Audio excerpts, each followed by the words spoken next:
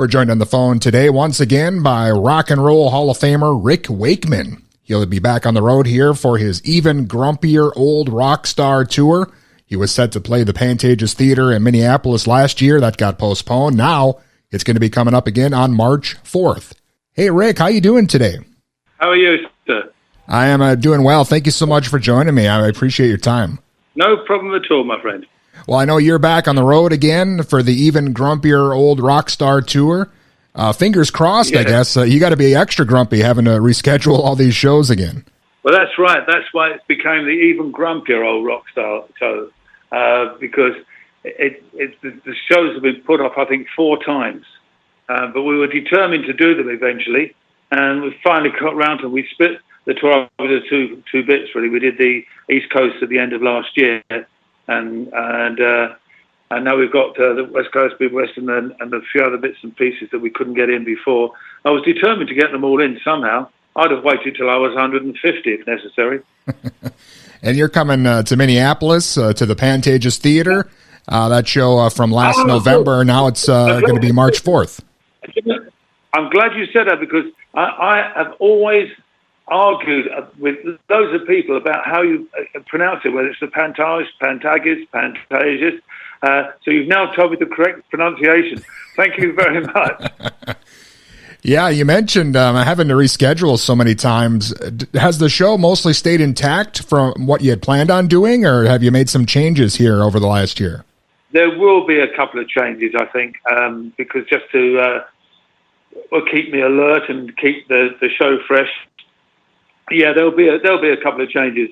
I'm not 100% certain what they'll be, but there certainly will be. Excellent. And again, that'll be March 4th at the Pantages Theater in Minneapolis. And, you know, besides being a great musician, Rick, obviously you're a great storyteller. And I love that you're able to weave that into the set list every night. And, you know, definitely not something most musicians could pull off, the kind of show you've got planned here. Yeah, I mean, the comedy thing I've been doing for, 40-plus years here in the UK. I have my own comedy shows and things on the television and whatever. And I love comedy, and comedy and music are the greatest combination in the world. They're so good. Yeah, there will be some ludicrously stupid stories going in between the pieces. You can guarantee that. Awesome. And I've read you've been working on a new album as well. How's that been coming along for you?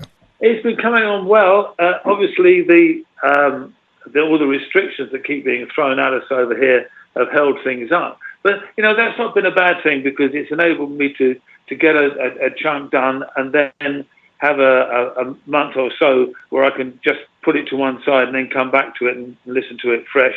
The same with the musicians I've been working with. So, you know, I don't mind that. There's no fixed time when it has to be finished, although I will want it done. I would really much like it finished by the beginning of the summer. Well, with the amount of not only the albums you've released yourself, but all the work you've done with Yes and all the session work, I mean, you're still coming up with some great stuff. It's incredible. You're able to keep everything straight, all the stuff you've done over the years. Yeah, I mean, I think a lot of that boils down to the fact that I can't do anything else. I'm useless at anything. I would have loved to have been a pro footballer, but what stopped me doing that was the fact that I wasn't good enough. I'd like to have been a great painter, but what stopped me doing that is I wasn't good enough. So basically, you know, I stick with what I think I'm half decent at, which is music, which I love, major part of my life, and always will be. And when you listen back to some of the session stuff you've done, you know, so many iconic songs with David Bowie and Elton John, Cat Stevens, but is there a song or an artist maybe that you were really proud of that you wished more people maybe had caught on to? Obviously, I had great fun working with David Bowie. He was absolutely brilliant. Probably there's one album that I worked on that I just always thought was going to be a massive album. That's Al Stewart's Orange album. There's a track on there called News from Spain that I think is a cracking track. But of course, after he made that album, Al came to America, and then The Year of the Cat and other and with huge albums. And Orange somehow just got a little bit lost on the shelf. And I always say to people, you know, you want to hear some of Al's greatest work, listen to the Orange album.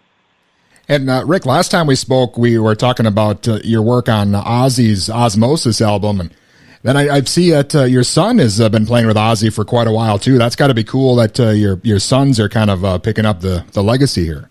That's great. I mean, I love doing the Osmosis album. I still think Perry Mason is one of the classic rock tracks of all time.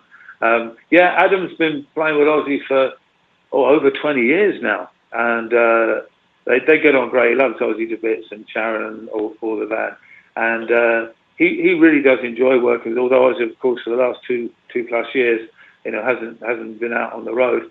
Hope he gets out soon, more Ozfest, and as looking forward to it, that's for sure. Yeah, it's great that all my boys are playing. I mean, Oliver spent some time 2 years with Yes, with Steve Howe. It's great. They're all doing a bit, and I'm pleased because I want them to earn lots of money and look after their old dad. Well, Rick, I know the tour is back on and you're working on the new album. Is there anything else maybe in the works we should be looking for? There's a musical that I've been working on with Tim Rice. So, but that's a year and a half away. But it's coming together well. Excellent. Well, looking forward to that. And of course, again, you'll be at the Pantages Theater in Minneapolis on March 4th. And fingers crossed here. It looks like everything should be going off without a hitch this time. So it's going to be great to see you, Rick. And again, thank you so much for your time. Brilliant. I appreciate it. Thank you very much. Appreciate it. Thanks. And again, that was the one and only Rick Wakeman, Rock and Roll Hall of Famer. He's back on the road for the Even Grumpier Old Rock Star Tour. Postponed dates from last year now being made up, and he'll have one in Minneapolis at the Pantages Theater on March 4th.